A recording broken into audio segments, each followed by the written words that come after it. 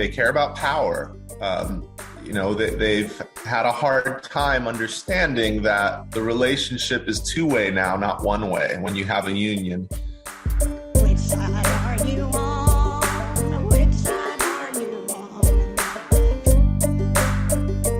Esteban and Greg Faulkner, we appreciate y'all being willing to join us. So the Southern Poverty Law Center is a nonprofit legal advocacy organization headquartered in Alabama whose employees unionized way back in 2019.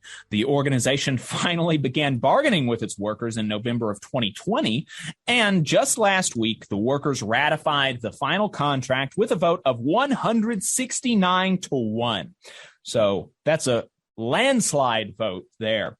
And so here to talk to us about the bargaining process and the contract itself, we've got SPLC union members Esteban Gill and Greg Faulkner. Folks, thanks for taking the time to talk to us this morning. Thanks for having us. Thanks. Absolutely.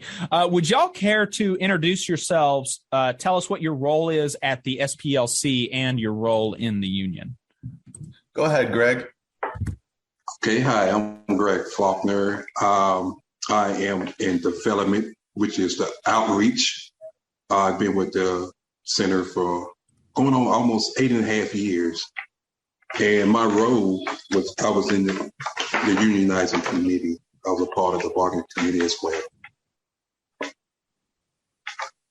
And my name is Esteban Gill. I'm in the New Orleans office of SPLC, and I started with the organizing committee back 2.5 years ago when we started this, and been a negotiator here with Greg down to the wire now, and I've been at SPLC for almost 6 years. Wow. Awesome. So a couple members of the bargaining committee here, and both folks who were involved in the initial organizing effort. So really great to have y'all here, all of your experience with the union effort. And for folks who were not able to hear that on the radio, we're getting that audio fixed. But Greg Faulkner was a member of the organizing committee and the bargaining committee, as was Esteban Gill. So Esteban has been Esteban's been on the program to talk to us about this before, but Greg hasn't. So, Greg, would you care to talk us through your thoughts through this, incredibly long process? Well, first of all, yes, and I forgot to mention, I am in the Montgomery office, out of the Montgomery office. To me, it was sad that we had to unionize to get everyone where they are right now. And at points, I was like, wanting to just give up because it was stressful at times. But the outcome, hey, it made it all worth it, and just to seeing that we did get our first contract, although it didn't fix everything, but it fixed a whole lot. So to see that we had so much support. Now, when we come up with a new contract, we have even more support, and it could be better, So that was my thought process, like it went from, wow, when it's going to be over, to like, okay, I wish it to be over. And now that it's over, we can just sit back and reflect on, everything that was, how it came to be at this point. As of last week, and it's very gratifying. Yeah, I think so. And it is, you mentioned it at the beginning of it that it's sad that you did feel like you had to unionize to fix some of these issues. I would say that I think even if, you've got the best workplace in the world, you should still unionize because it can always change. And I think that y'all got some amount of experience with that, with things changing without very much warning. And I just think it's important for workers, even in the best of workplaces, to have some amount of say over what happens. But definitely, it would be a lot better if you didn't have to go through all this to get the things that you deserve, and you didn't face so much, so much resistance to some basic stuff. Greg, what would you say some of the major points of contention were during the bargaining process?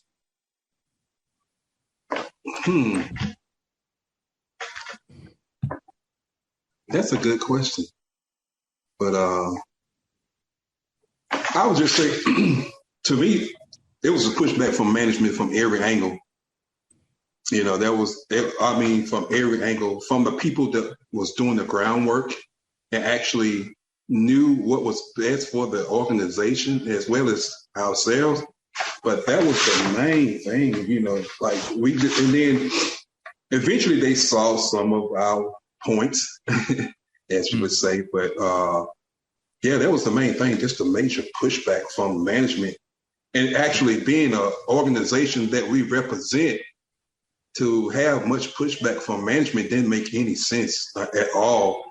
And, so Esteban, you would like to elaborate on any more if I missed anything?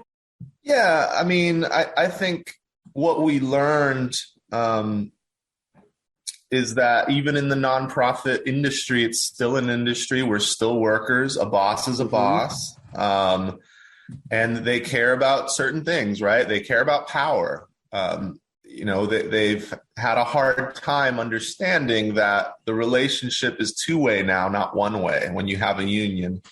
And we've had to disabuse them of their notions on that, right? Over and over and over again. It was interesting. I didn't think, I thought money, of course, would be the biggest deal, right? And we didn't get everything we wanted in wages, but it was really power. When it comes to wages, we were able to achieve a $42,000 minimum wage. We've got 9% average raises for most people. Some of them, our coworkers are getting 30, 40, 50% raises, right? And so that was great, but it was in power sharing where we ran into brick walls. It was just like, nope, we wanted to get employees on the board of directors, and that was a non-starter, right? We wanted to get some sort of processes for democratic decision making, and we won concessions certainly, but not the kind of power sharing that we want between labor and management. But that's a struggle for contract number 2, and I think what we take out of this is that the organizing never stops, right? That was the big lesson. It's like, yes, we're elated, we're happy, we're taking a little bit of a breather right now, but the grievances are already starting. The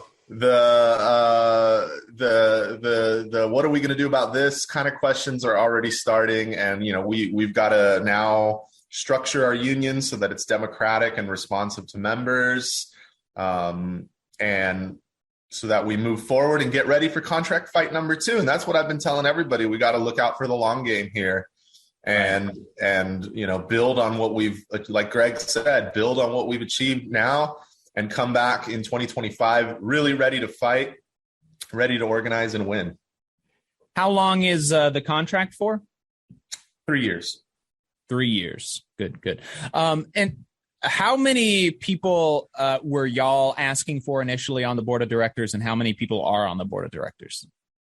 Oh, off the top of my head, I can't tell you, but we didn't win any sort of power sharing on that level. We won a labor management. I'm just assuming it wasn't more than 50. You weren't asking for even 50%. I'm assuming on the board of directors, were you?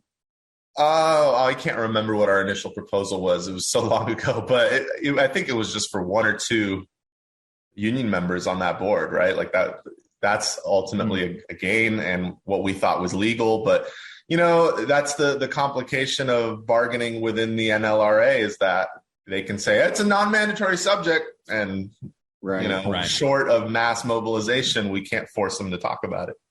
Yeah. And I think that is that really goes to show some of the major issues when you're talking about bosses and management and executives is that having one voting member on the board of directors was a non-starter. Right. Can you imagine that? It's just so bizarre that you would not be even open to the idea of having the people that are actually doing the work contribute in some sort of way to the running of your organization. How short-sighted and tyrannical, oh my, it's bizarre. Well, and Esteban, I'm glad you shared that, because that tracks with my experience of being on a bargaining team for another ostensibly progressive organization headquartered in Montgomery. And we had very similar struggles. Of course, they never wanted to pay us what we wanted, but they were much more willing to cough up some money than they were some power or actual input. If I recall correctly from my time in that organization, even a non-voting member, just a ceremonial member of the board of directors, was like a bridge too far for them. And I think that speaks to one of your original points, which is, a boss is a boss. And if you work in public sector, if you work in private sector, if you work in nonprofit, at the end of the day, if you're an employee, you're selling your labor in exchange for some degree of salary or wages. And obviously they wouldn't employ you if they did not get some value out of that labor. Right. And there is always going to be that struggle there. Regardless of how progressive the organization may be or the employer may be, it's easy to talk progressive until you get to the bargaining table. That's it. And of course, you mentioned Adam, doing this kind of situation with another ostensibly progressive organization. And of course, it's not just progressive organizations that do this kind of stuff. We talked to Joe Marshall, former president of the United Steelworkers, representing paper mill workers in Cortland, who during the big automation push in the 80s and 90s, when they were trying this team concept kind of thing, his local in Cortland was not about it. They were like, we're not interested. But they always, in bargaining, when they did try to push some of this automation and some of this restructuring and stuff, they said, well, you know what, look, if you really want to try to say that we're a team, then let's actually give us half power over the direction of the company, and let's get rid of the management rights clause, and let's operate this together as labor and management. And of course, they wanted to use the word team, much like Starbucks wants to use the word partner. But they don't actually want to. They don't actually want any sort of power sharing thing. One thing I do want to touch on, though, I just want to go over some of our gains here. Because absolutely. Yeah. I think it's important that other workers, whether they're in our field or not, understand what, even though it's hard, it's better than begging, and the things that we won. First, to start off with, our organization used to have, still does have, of course, a lingering problem with discrimination, sexual harassment, these things like that. It was much worse in the past, and new management, but also our union holding people accountable has improved that situation. But one of the things that we won is a prohibition on the use of non-disclosure agreements for settlements and things like that, so that nobody will be silenced for their stories if harm is done to them.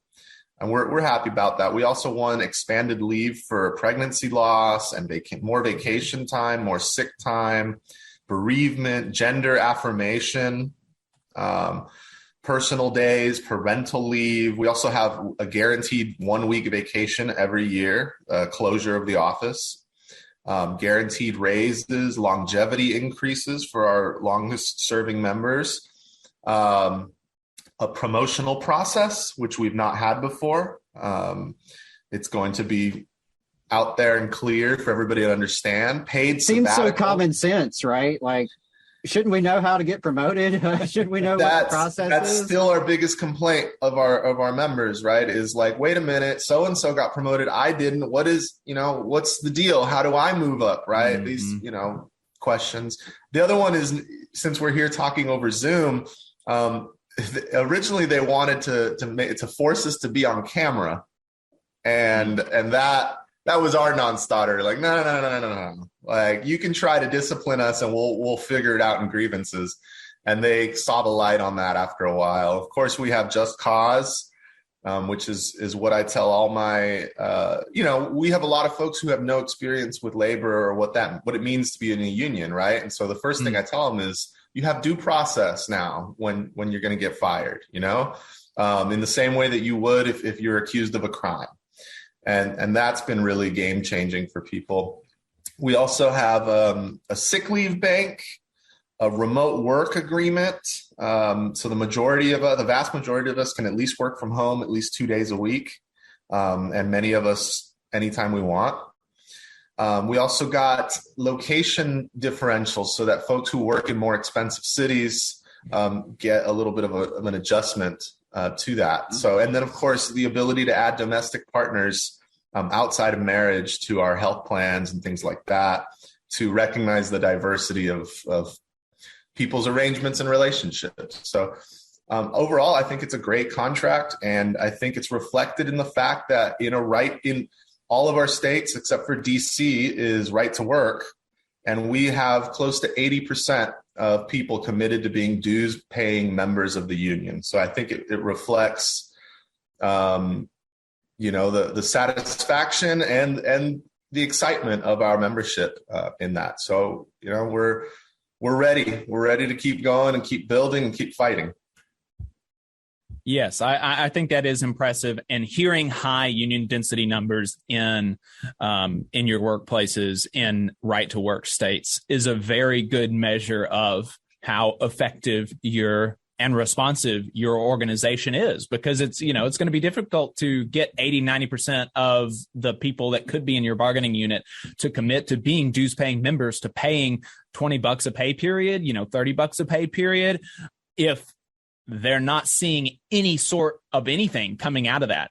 And so that definitely speaks to your responsiveness and your effectiveness and all of this stuff that you've laid out in the contract.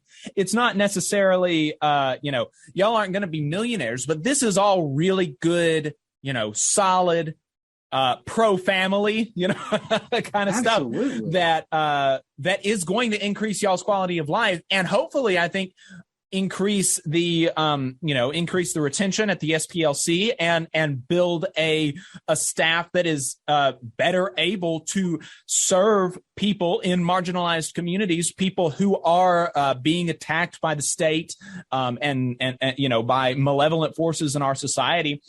Being a better compensated, better taken care of staff is going to better enable y'all to carry out your mission. Absolutely. And also, at least from my own personal opinion, I hope other people are listening who are in similar situations and think to themselves, hey, I could quit my toxic job. And, you should always do that if that's what's going to be best for you. Or I can put in some work and really transform things, because the nonprofit industry, a lot of us are unionizing in our own local. We've got 24 new units bargaining or about to win their elections. So I just want to make sure that folks listening know they can reach out to the SPLC Union or the Washington Baltimore News Guild and let's talk. Let's see what you can do in your own workplace, because and this is how I think the way we convince people to sign up for our union was telling them, we need the money you pay in dues goes to support other people doing this, like we've been doing it for free for the last 3 years, right? And the more of us that are in unions, the better it's going to be for our whole economy and our whole class, right? Absolutely. Amen. I just got to say, I'm really, really proud to hear the sort of victories that y'all achieve with this contract that go far beyond just your bottom line salary, because there is so much more to your life as a worker than just your salary. And that's the one that grabs the attention, because obviously we all need money to live. But as Jacob mentioned, very pro-family. Those are policies that are going to materially improve people's lives, and they shouldn't be controversial. But I'm just really impressed and proud of y'all for what y'all achieved. Yep. So Greg, Esteban, is there anything else that y'all wanted to add? Greg? Can you hear me? Yeah. Oh, no. You hit everything. And the fact that we have tenured workers that have been like 30 plus years. The latest one that she finally retired was 42 years. Wow. And the company is only 50 years old. So for this contract to evolve like this, it speaks volume. And that's it. That's all I have, guys. That's awesome. Greg Faulkner, Esteban Gill, we appreciate your time. Keep up the good work and your union and with the SPLC. And I'm sure we'll be talking to you down the road. All right, thanks. Have a good one. All right. Thanks so much, guys. Appreciate the inspiration. Yep.